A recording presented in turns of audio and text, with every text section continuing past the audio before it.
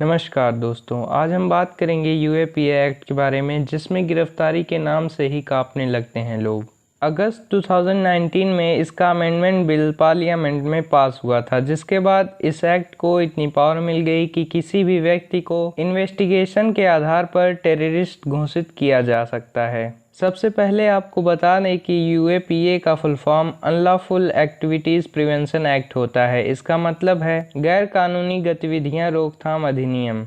इस कानून का मेन वर्क टेररिस्ट एक्टिविटीज़ को रोकना होता है। इस कानून के तहत पुलिस ऐसे टेररिस्ट, क्रिमिनल्स या अन्य लोगों को टारगेट करती है जो टेररिस्ट एक्टिविटीज़ में शामिल होते हैं। इसके लिए लोगों को ट्रेनिंग देते हैं या फिर ऐसी एक्टिविटीज़ को बढ़ावा देते हैं। इन मामलों में एनआईए यानी नेशनल इन्वेस्टिगेशन एजेंसीज के पास काफ़ी पावर्स होती हैं। यहाँ तक कि एनआईए के डायरेक्टर जनरल चाहें तो किसी मामले की जांच के दौरान वह रिलेटेड पर्सन की संपत्ति की कुर्की जब्ती भी करवा सकते हैं। यूएपीए एक्ट 1967 में लाया गया था। इस कानून को कॉन्स्टिट्यूशन के आर्टिकल 19(1) के तहत दी गई बुनियादी आज़ादी पर तर्क संगत सीमाएं लगाने के लिए लाया गया था। पिछले कुछ सालों में टेररिस्ट एक्टिविटीज संबंधी पोटा और टाडा जैसे कानून खत्म कर दिए गए, लेकिन यूएपीए कानून अब भी मौजूद है और पहले से ज़्यादा मजबूत है। अगस्त 2019 में ही इसका अमेंडमेंट बिल पार्लियामेंट में पास हुआ था, जिसके बाद इस कानून को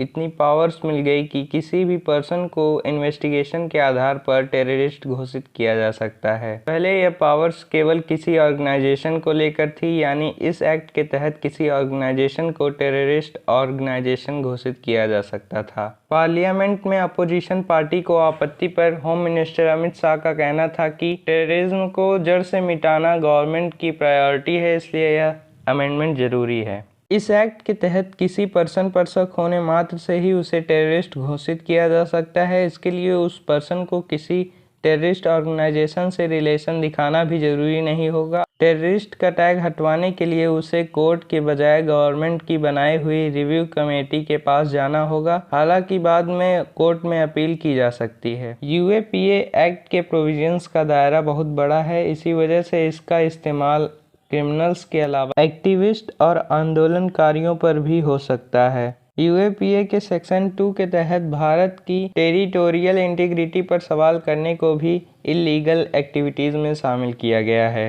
हालांकि एक्टिविस्ट आपत्ति जताते रहे हैं कि महज सवाल करना इलीगल कैसे हो गया। इस एक्ट के तहत स्प्रेडिंग डिसकॉन्टेंट अगेंस्ट इंडिया यानी भारत के खिलाफ असंतोष फैलाना भी कानूनन अपराध है। हालांकि असंतोष को पूरी तरह परिभाषित नहीं किया गया है। यूएपीए में सेक्शन 18, 19, 20, 38 एंड 39 के तहत केस फाइल होता है। सेक्शन 38 तब लगती है जब आरोपी के टेररिस्ट ऑर्गेनाइजेशन से जुड़े होने की बात पता चलती है। सेक्शन 39 टेररिस्ट ऑर्गेनाइजेशंस को मदद पहुंचाने पर लगाई जाती है। इस एक्ट के सेक्शन 43D(2) में किसी पर्सन की पुलिस कस्टडी के टाइम को दोगुना करने का प्रोविजन है। इस कानून के तहत पुलिस को 30 डेज की कस्टडी मिल सकती है, वहीं जुडिशियल कस्टडी 90 डेज की भी हो सकती है। बता दें कि अन्य कानूनों में अधिकतम अवधि 60 डेज की होती है।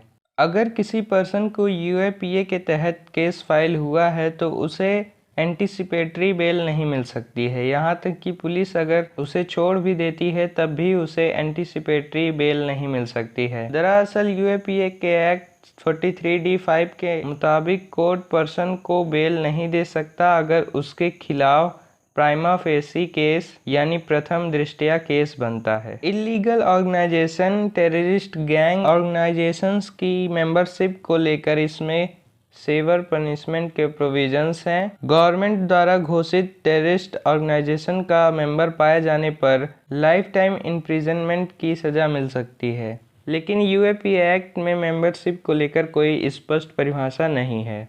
कई एक्टिविस्टों पर इस कानून के तहत केस दर्ज हो चुके हैं। आशा करता हूँ कि ये वीडियो आपको इन्फॉर्मेटिव लगा होगा। चलिए मिलते हैं नेक्स्ट वीडियो में, तब तक के लिए धन्यवाद।